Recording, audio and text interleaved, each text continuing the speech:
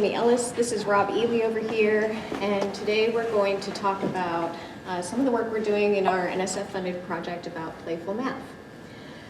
To start off, I'm going to make an argument that's probably not going to be very controversial, which is that mathematicians' work is playful. Mathematicians describe their own work as creative and fun, and we see evidence of this all over the place. When the AMS and the MAA released a book of problems in math horizons, they called it the Mathematical Playground, conveying the vibrancy of the problems community. Keith Devlin has talked about the similarities between children engaged in playful learning and mathematicians who work together on a relatively new problem. Thank you. Biographies of mathematicians, such as this book about John Conway, often make references to their playful nature. And as Francis Su pointed out in his presidential address to the MAA, math is somewhat unusual in that we even have a subfield called recreational math. Su remarked, "Do you know of another discipline that has a recreational subfield? Is there a recreational physics or a recreational philosophy?" In his book, Math on Human Flourishing, he explained that mathematics makes the mind its playground. I'm going to make a second claim, which is also probably not very controversial, which is students' experience of learning math in the classroom is seldom playful. In most typical formats, students are going to arrive at large lecture courses, copy down notes as they stare at the back of their professor's head. Even in inquiry-based classrooms where you see a lot of active learning techniques, that work is often still highly directed with goals and problems that are selected by the instructors, not by the students. Now, notice that I've been talking about play a little bit, but I haven't defined what I mean by mathematical play. And before I do that, I'm going to show you 3 short video clips. The first one's about 30 seconds. The other 2 are about a minute each. Each clip exemplifies aspects of mathematical play, so I'm going to show you the clips first, and then I'll talk about what I mean by them. In this first clip, these 2 students, Enzo and Paola, have been struggling with one problem for about 40 minutes.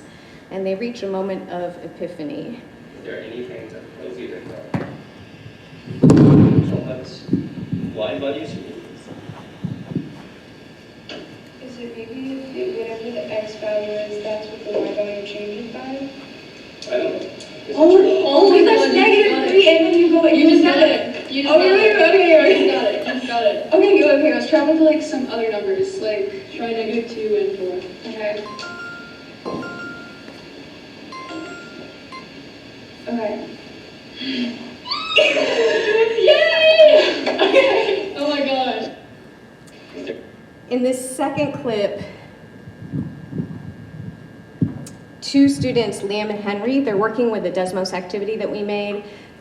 We call it Create Major Tom, in which students have to put in acceleration values in order to make Tom travel a certain velocity and a certain distance. They have to do that in order to reach a pickup spot where they're picked up by a rocket.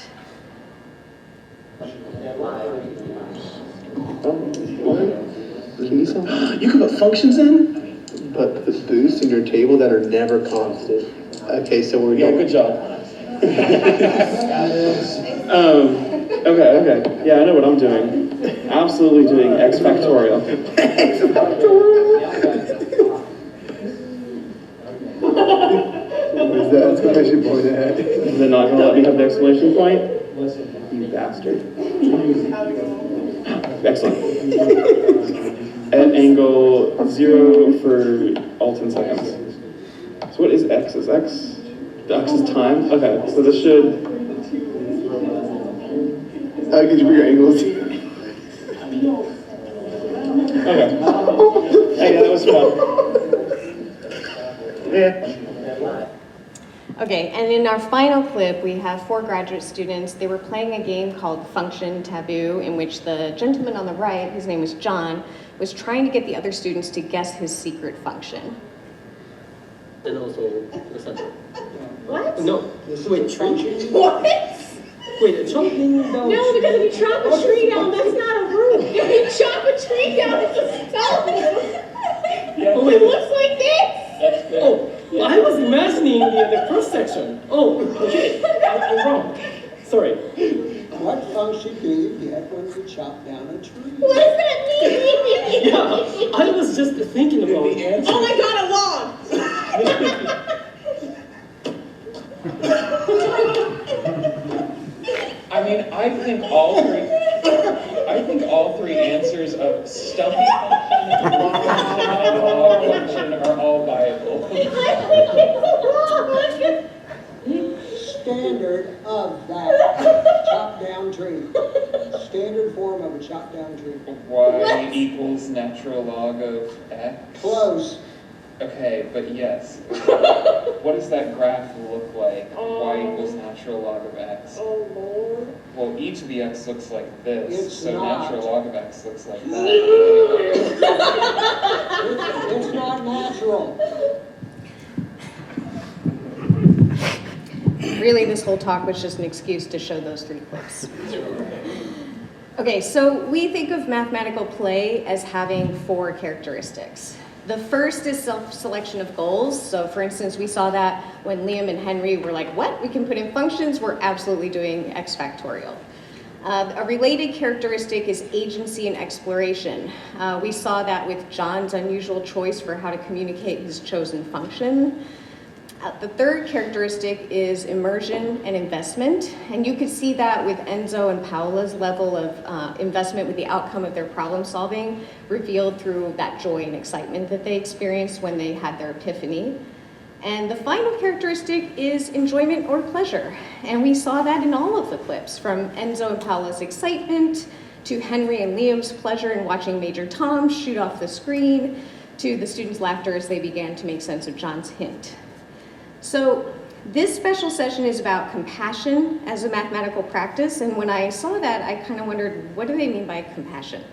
And the organizers wrote that compassionate mathematics, this is a quote, acknowledges the indispensable value of diverse perspectives that learners contribute to approaching mathematical ideas. And I want to unpack that idea by highlighting the first 2 aspects of mathematical play, both which emphasize students' agency. And so we are interested in designing playful math tasks, classrooms, teaching moves that facilitate mathematical play by encouraging student agency. And I don't just mean agency in how to explore a problem, I also mean agency in choosing what to explore. So that goes a little bit further here. And I'm going to argue that when we have agency, the other aspects of mathematical play, like enjoyment, pleasure, immersion, investment, they're going to come along for the ride. If we honor students' choice and agency, though, this is going to introduce a natural tension, right? So on the one hand, we can imagine playing with ideas like acceleration values of X factorial, and it can lead to really interesting outcomes, but those are unpredictable outcomes. The ideas and connections that students are going to develop, if we really give them that level of agency, it may or may not align with our teaching goals, and that, of course, is going to put us in tension with the need to make sure we're covering all of the required topics in the course. Anytime you open up the space to truly foster student agency, you're going to give up some control. But I'm going to argue that we think it's still possible to navigate this tension while simultaneously pursuing mathematical goals that we find valuable.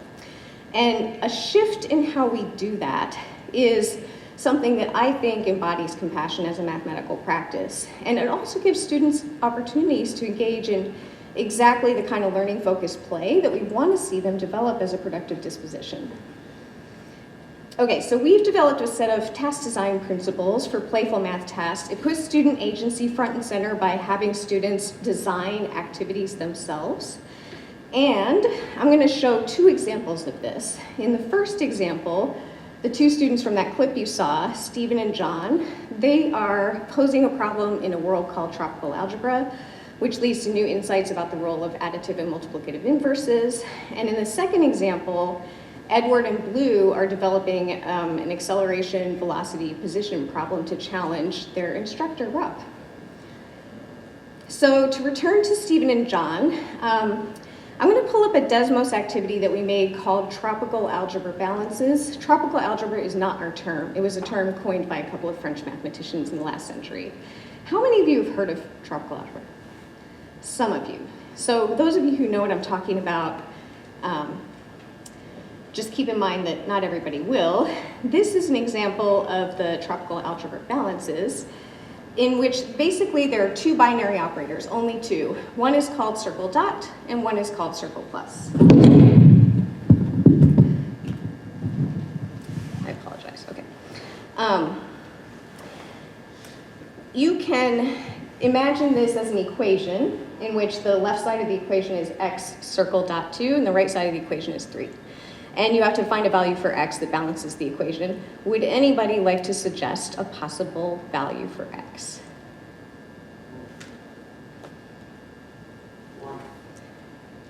1? Oh my gosh, that's correct. Let me give you a slightly harder one. What about this one? So here we have x squared circle dot 2 is equal to 38. Would anybody like to suggest a possible value for x here? -6. Okay, let's try it. Right side's too heavy. Let's try again.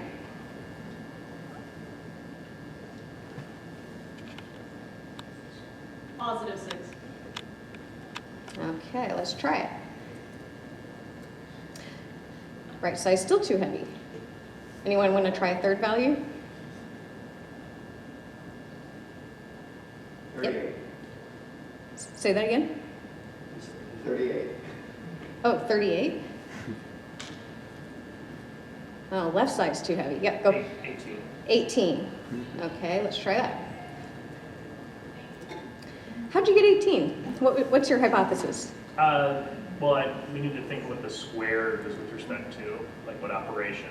And so I figured it must be whatever circle plus is, and circle dot was addition, so maybe circle, or no, circle dot was multiplication.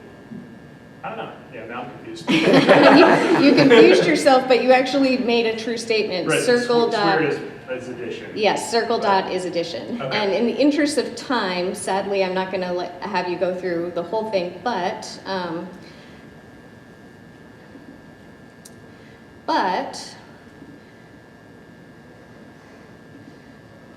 the students went through this activity and ultimately they determined that circle dot is addition and circle plus is actually the minimum, which is pretty tricky and takes a while to figure out.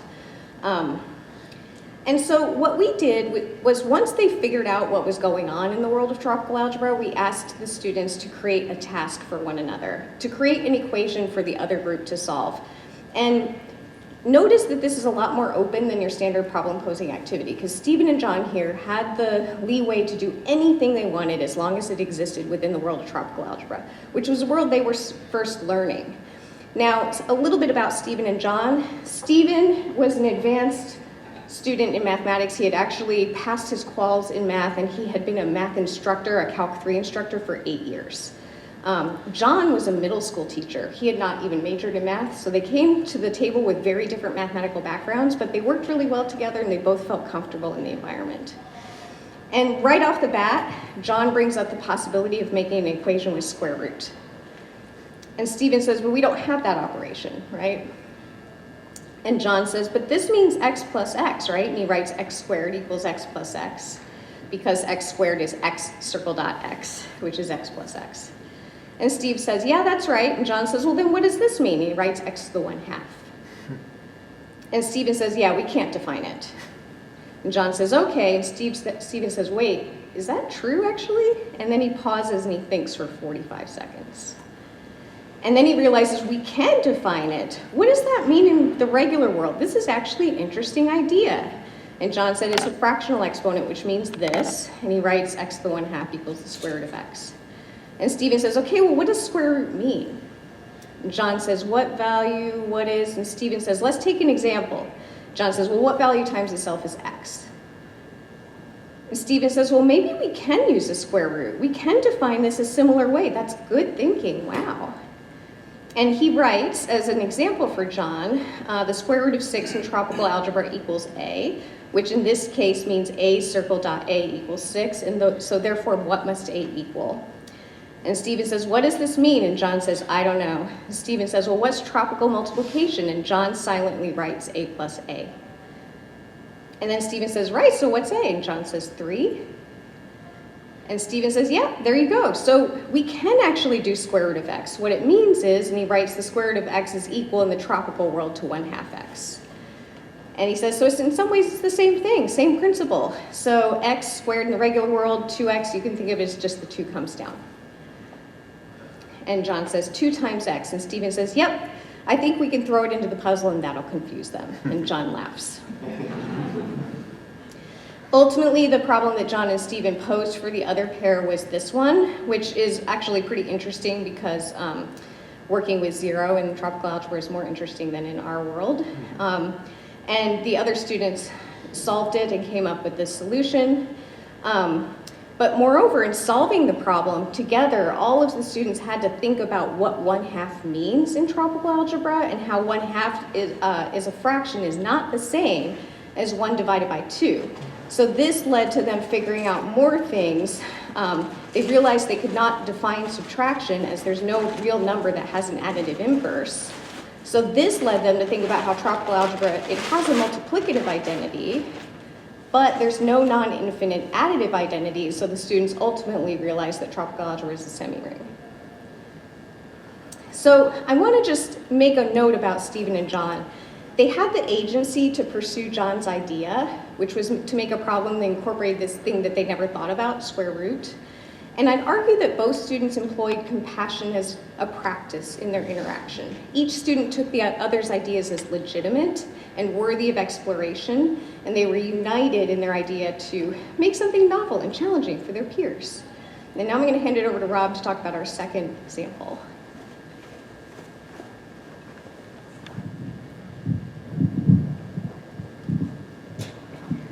Maybe I'll do this just in case. So it doesn't explode on me. The second example, we wanted to have another example that was from a class where we were using playful activities to try to tackle some learning goals. This is a calculus class, just because it's a little bit different when you're not just kind of coming up with a cool playful problem, but one that's trying to move some ball down some field. In this particular case, we were trying to come up with an activity that allowed students to play around but develop the ideas of integration, of how integration and differentiation help you figure out the relationship between velocity, acceleration, and position. And in this particular case, we've got some students working on an activity called drone delivery. So the activity is such that you've got to this little drone is going to fly along, and you have to you have to figure out how to make it match the velocity of the car that's going underneath it, and also end up at the right place at the right time so that it drops a little package into the car. And if either the velocity is wrong or the position is wrong, it splats and doesn't work. So let me see if I can play this here. So this would be it's gonna work because they're matching exactly. But the next example is one where it's not going to work. There you go. I'm gonna give you a chance to try to figure out, we maybe don't have time. I'm not gonna give you a chance to figure out. Oh, that's not the one I wanted. The right button is the one I want, thank you. Yeah, here's the one where this is an example of, if it doesn't work, it's not because someone forgot to make it move, but, we're gonna catch up really fast, that's fine. The position is right, but not the velocity. So, in this case, that one, I will spoil the suspense. Here's one solution that works, just so that you can see how this goes. I'm not sure if you can see that number down there. If you put in an acceleration of 10/4 feet per second for a little while, for the first 4 seconds, that'll get you up to the right speed, the velocity of 10, and then you'll just let the thing cruise along after that for a little while. And the reason we know that this gives us the right total displacement is that the area underneath this velocity curve is gonna be 80, which is the total ending position that you need to be at time 10. So to figure out the acceleration, they're thinking about, if they think about a velocity curve, they're thinking about the slope of parts of the velocity curve, giving them their acceleration they should put in. And the position is going to be, or the displacement, is going to be the area underneath that curve. So they're kind of coordinating these. And the idea in an activity like this is maybe they haven't actually coordinated all of those things, but doing this activity helps them do that. They have like a few, at the beginning, the first thing that they do is just tackle the acceleration, or just tackle the velocity, matching velocity part. They also have to just tackle the matching, getting the right position part. And then eventually they try to coordinate both. And then after all of this, they get to make their own challenge. So here's an example of these students making their challenge that they come up with. In this case, they're making this challenge, but they were challenging me. They were like, you figure this one out. I'm gonna play just a little bit of them doing this, and then I'll show you what the actual challenge is that they come up with by doing it. Andres, he just keeps on that. I walked like the farthest. Or we could make it have, you have to have a certain velocity, a certain Just to point. go to class for education. Yes, Or a couple certain points. How about this? It has to pause at the end. It happens every time I don't. For 5 seconds. And that- or 4, let's do 4 seconds, because then it's less. It is a good. Now I'm hearing this awesome interview. Okay, the drone must pause at the end. That's usually how it goes. I usually just go back home and find the first batch and then. 2. Could also make its velocity. Ensure Okay. maximum That's fine. safety of the I'm package. trying to figure out how to set that up. Well, what if our shape is like this? Boom, and Just how boom, would I and boom. find, I'm trying to set that one up. I'm trying to do that. The sound is a little crazy because there's other people in the place working. So you can see here they're giggling as they try to cook up reasons for the things, the requirements they have. I want to make sure we have enough time for a few questions at the end. So I'm going to skip forward to actually showing you what they come up with. And you can, on your own, maybe try to figure out how to solve this one. The drone has to pause at the end for 4 seconds. So it has 10 seconds total to go. At the end, it has to pause for 4 seconds and not be moving. So you don't have to match velocity. But the drone has to have traveled 80 feet by the end of the 10 seconds. And then also the velocity has to be exactly 7 feet per second at time 3, and has to have traveled 30 feet by that time due to air traffic density. So anyway, this is, maybe I don't want to show you the solution. I'll skip past that.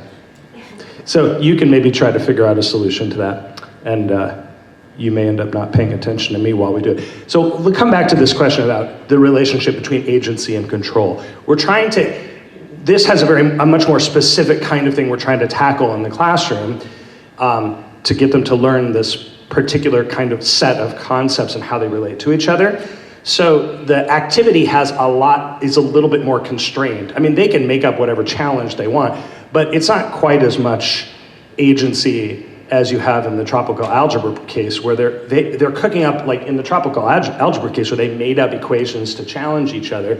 They were putting in things into their equations that might not even be like clearly defined or well defined. Like they have to think about what even would square root of x be, right? Like, so there's a lot of room. They could write all kinds of crazy stuff and then figure out what all of that means. There's not quite as much of that kind of agency in the drone delivery problem, but they're still having to make up challenges and like where there's a lot of room for different types of conditions that they could set, including ones that might be impossible to satisfy and so on. All of the tasks, we have a bunch of these, and I can share our website where these are located. You could like mess around if you're interested. In all these cases, you could kind of put the tasks along this spectrum in some form or another, and probably the ones that have like a little bit more control are ones where there's much more targeted learning goals that we're trying to accomplish. A quick thought about this: how exactly can a playful task support specific learning goals? Part of the issue is it would be really great if by doing the playful task, students figure out whole cloth whatever important concept or technique or whatever it is that you want them to learn in your calculus class or something. That's a lot to ask of a task.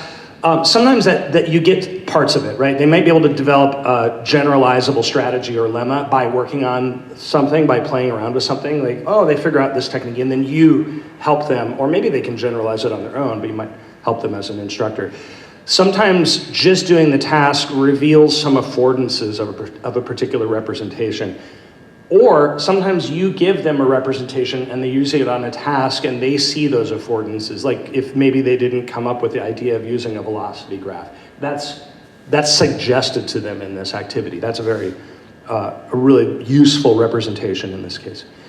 Sometimes just playing around in a space develops imagery for them that you can later as an instructor give notation for or provide definitions of, but they have something in their mind when you come in and swoop in with some sort of notation so that it's not just kind of coming out of thin air for them.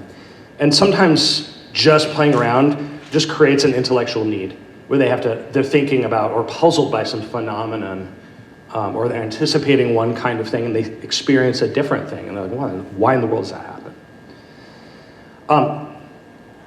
We have a few design principles that we have been using for how you would incorporate mathematical play while still achieving learning goals. So kind of very quickly, enabling free exploration within some form of constraints, engendering some sort of anticipation in the task, which often is involved with having some sort of feedback that comes from the task. So anticipating a thing, trying it out, getting some sort of feedback. The right level of challenge is important. Has to be challenging, but feasible ultimately. So for example, this is akin to this idea of how you get a flow state for students. If it's too challenging compared to the amount of skill that people bring to it, they can be frustrated. If it's the other way, they can be bored, but in the sweet spot in the middle is where they experience play. And then it's important, well, we found a lot of, all the examples that we have here give students the opportunity to be a player and a designer. So we have just a couple minutes maybe for questions. Let people switch over. That website has a bunch of our activities on it if you're interested in trying some things out. Please contact us anytime if you want. Let's thank Robert. And there will be time also for a discussion afterwards. But too. Yeah, if there are any questions right now as we transition, that's great. Thank you.